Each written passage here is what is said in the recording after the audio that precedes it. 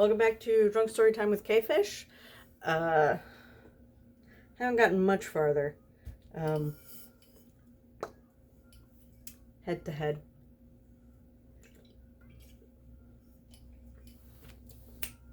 I'm going to do two more of my own. I would say PG-13 for the second one. But both silly, not explicit. Okay, so sorry, my alarm went off. I think that's the first time that's ever happened. Okay, so anyway. So the first one is just a little shorty called The Dangers of Taking Selfies. Summary is, after the selfie is taken, looking at it later, what's the worst that can happen? Well, you know what a selfie is. I believe the demon Crowley invented them. Hang on, be right back. Crowley ran a few steps away and pulled out his phone, made a face, and snapped a pic. He checked it, smirked, and shoved the phone back in his pocket, walking back to the angel. Really, Crowley, how many pictures of yourself do you truly need? Ever since you got that smart telephone, you can't go an hour without taking a picture when we are out. I can only imagine how worse you are when not attempting to observe standard societal courtesy. Angel, it's low-level mayhem, encouraging people to vanity, wasting time. I have to set a bad example. Crowley grinned mischievously as they continued walking. Oh, I suppose. It's relatively harmless chaos. I can't fault you for that. Aziraphale smiled fondly. They arrived back at the bookshop and went inside for a few hours of wine and conversation before Crowley headed back to his flat.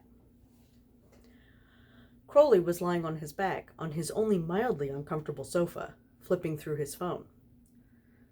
Too blurry. I need to stop trying to take pics when I'm walking. That's a nice one, though. Yep, that's a keeper. Keeper. Ugh, stupid umbrella got in the way. I didn't even know there was a tree there. This may be the best I've ever done. The demon sighed happily as he looked up at his phone. The last selfie of the day was of him making a silly kissy face, but he was looking at the figure in the background. He zoomed in to see Aziraphale smiling fondly in his direction. He tapped a few selections and made sure it went into a secure folder that couldn't be deleted by accident. He then started flipping through the pictures again, zooming in always to the face behind him. Exasperated Aziraphale was one of his favorite kinds of picture. Wide eyes, mouth twisted to the side, looking very expectant with his hands on his hips. Confused Aziraphale, trying to read a map. Helpful Aziraphale, pointing down the street, giving directions to a stranger. Not in frame, of course. Thump! Crowley cursed as the phone slipped out of his hands, landing on his nose and bouncing to the floor. He reached down to grab his phone as he rubbed his nose, blinking away the automatic tears that welled up. He sighed as the pain withdrew and then started looking through his pictures again. Angelic Aziraphale, smiling gently at a new mother and her infant. Joyful Aziraphale, pulling a coin out of a child's ear. Thoughtful Aziraphale, looking at a window display. Then there was the first one he took today. Waiting Aziraphale. Crowley hadn't needed to pretend to take a selfie that time. The angel had been thoroughly distracted. Sitting on their park bench, relaxed, feeding the ducks sliced grapes from his hand, smiling. Crowley couldn't help smiling sappily back at the picture. Thump. Oh, for somebody's sake! He rubbed his nose again as there was a knock on the door as it opened. Crowley, are you all right? I was knocking when I heard you yelling, or I would have waited, of course. Aziraphale came into the sitting room just as Crowley snatched up his phone and shut off the display. Of course I am. Why wouldn't I be? Crowley flashed a winning smile. Why is your face red? Well, not your entire face, but your nose and eyes. Oh, Crowley, are you sure you're all right? You look like you've been crying. Nope, all fine, Angel. I just dropped my phone while I was reading something. Again? You've said that almost every day this week. Then again, I did see it happen last week at the bookshop as well when I came into the back room unexpectedly. What could possibly be so distracting as to forget that you're holding something over your face? Meh, you know me, gotta keep up with the news. Demon stuff. I'm sure. Or perhaps you just sit here and look at pictures of yourself all the time? Is that why you need so many selfers? Selfies, Angel. And yep, you caught me. It's all I do when you're not around is look at the pictures I take. Aziraphale rolled his eyes as Crowley grinned at him, and he couldn't help but smile back. Fine then, keep your secrets, wily serpent. It just makes me laugh. It's so cute.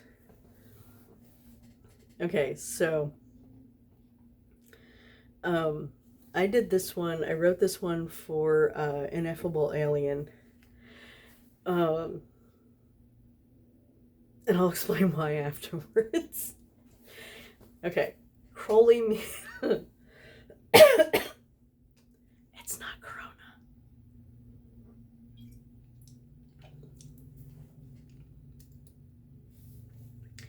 Crowley meets the neighborhood watch. Crowley had a quick assignment which took him through Tadfield. He decided to come back to foment some mischief before getting back to work.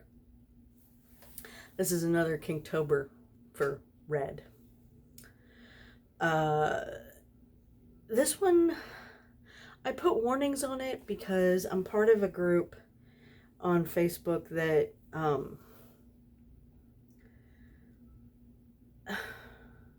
they put trigger warnings on everything.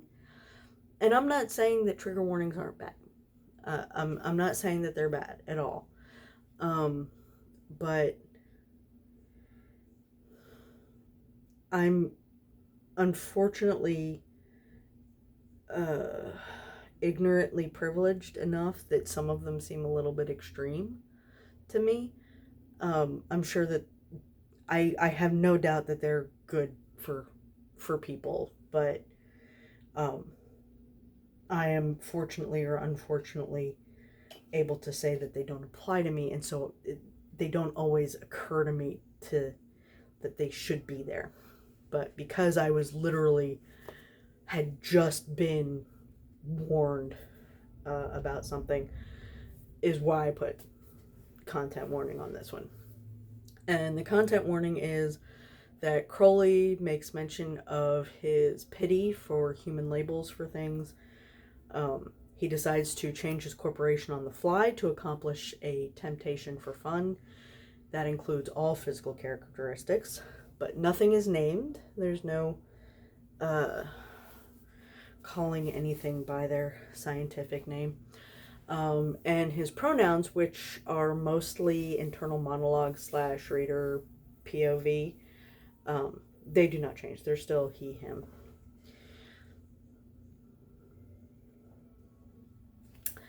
Crowley sped down picturesque country roads irritatingly, wondering what the importance of this assignment was.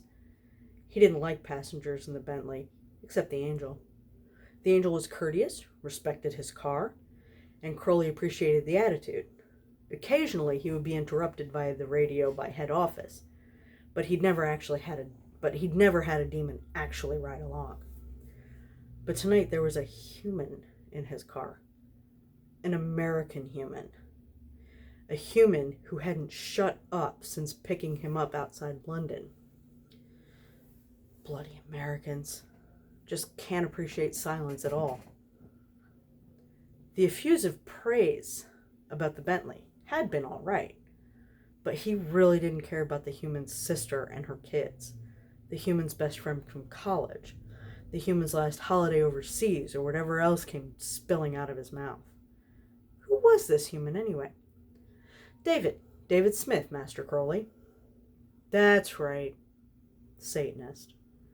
The only reason he was able to be convinced the human was useful enough to be in his car. Still, had no idea what was going on, or why he was in the middle of nowhere. What was so important for this human to do that he had to be involved? Making sure that the hospital is not prepared, of course. Crowley shrugged, disinterested. What was the big deal about a hospital not being ready? Must be a decent enough reason. A good and nefarious reason. The human continued nattering on as they drove through an idyllic village. One of those places that actually applies for Village of the Year, and probably wins it sometimes. People were out walking their dogs and talking to each other with smiles and everything. He slowly rolled to a stop and reached over to roll the window open. "Excuse me, sorry to bother you. Seem to have got slightly lost. Tadfield Air Base?" A fussy gent was walking and carrying a freshly weaned pup despite being in a smart sweater and tie. He turned, eyeing the classic car first before turning his attention to the speaker. Yes. R.P. Tyler, Neighborhood Watch. Young man, that is a lovely car you have." He leaned down a bit to look into the car, and his eyes were drawn to the vivid shock of red hair on the driver. "Airbase, you said?" Crowley nodded, accepting the compliment and affirming the query. A sly grin curled his lips as he listened to the directions, and he inhaled deeply. Greed? No, that's envy. Hint of pride, yes. And lust? It's a bit surprising. He looked at the gent again, and he smiled widely, expressing his thanks for the directions. At least now he could stop for entertainment on the way back to London. He made it to the airbase and dumped his passenger before heading back to Tadfield. There was a fine, respectable pub in Tadfield, of course. Would have been odd if there wasn't. The kind of place that families would be just as welcome as strangers, and a good thing for it. Apparently some of the Americans from the airbase would come by sometimes, and lucky for Crowley, one neighborhood watch representative had decided to pop in for high tea before retiring for the evening. Crowley found himself a table in the floor and put in a drink order. He relaxed, draping himself artfully in his chair, giving out a come-hither vibe. He was mildly put out at how many people approached him over the next hour, considering he was only looking to mess with one particular person. Men and women alike got shot down. The most recent was a gentle giant type who reminded him of Aziraphale, if Aziraphale had chosen to appear American. He took care with that one. It was the first time he'd ever been brave enough to approach anyone, and Crowley wasn't a complete asshole. After he was finally able to get away from American fail. Anyway, he checked the pub only to find that his target was no longer at his table. He made his way to the bar to pay his tab, disappointed in himself for allowing blonde curls and a pretty smile to distract him. Crowley sauntered toward the Bentley and slowed as he saw the car being checked over. He grinned as he looked over the man. Dark, slightly receding hair, short and neat beard and mustache, and keen blue eyes. Definitely not his type. But nothing wrong with having a little fun. He licked his lips, finding the bitter flavor of envy on the air. Am I parked wrong? Huh? The man looked up. Oh, well, I come out and find that a vigilant member of the neighborhood watch is studying my car. I have to wonder what I did wrong is all. Crowley gave another toothy smile as he stepped closer, realizing that he was going to tower over the human. He enjoyed the scent of pride that drifted through the air as he recognized the human's position of power. Oh, no, not at all, young man. Simply admiring her. Can't imagine anyone who takes such pristine care of a machine like this would be so careless as to not notice parking lines. Tyler chuckled as Crowley approached. He looked up at the lanky redhead and lost the focus of what he was saying. Crowley smirked and leaned against the Bentley, draping an arm on the roof. She is lovely. Only one owner, my pride and joy. R.P. chuckled. Well, obviously more than one, young man. You didn't take her off the line after all. Right, yeah, one owning family? My family handed the card down. From new. It's mine now. The human nodded, accepting the explanation. Made sense to keep a machine like that in the family, raise children with proper respect and pride in one's possessions. Crowley took in a sharp breath and smiled as he tasted a strong covet enter the air. He could tell this one wasn't really headed downstairs. He was just a run-of-the-mill human, a mix of sin and virtue that was tipped upwards. But that didn't mean he didn't have fun watching a human experiencing the big sins. It was a heady cocktail of sense. There was one more that he enjoyed inspiring, even if the effects could be tiresome. He had a feeling that this one would just be entertaining. He switched on the extra charm. So, neighborhood watch, Mr. R.P. Tyler. You had a lovely little pup earlier. Left it home with the wife so you could patrol? There was a quick dismissal of the question. Oh no, wife's gone visiting family. But I did set the pup home before coming out. Eventually he'll be able to come along the entire route, of course. R.P. tried to feel guilty about staring at the stranger's hair, but he just couldn't bring himself to it. And you? What brings you to Tedfield? Here on holiday? Renting? Anywhere close by? Crowley grinned again as the earthy spice of lust joined the scents on the air, but subdued. He paused as he parsed it out. No, not me. Just passing by. Drove a coworker over to the base and then popped in here to see if there was anything worth enjoying in the area. He tilted his head as he figured it out. There had been another subdued spike of lust as he mentioned looking for something to enjoy. The poor human was confused. Crowley truly pitied humans as they made up their odd rules about body parts, clothing, labels, names. Well, everything, really. Crowley rarely cared what anyone called him. It all depended on how he felt at the time. But mistakes happened, and it wasn't important enough for him to be upset. But humans had all these little boxes about whether things were acceptable or not. He definitely fell into the not box for Mr. Tyler, and so it was confusing to still have attraction.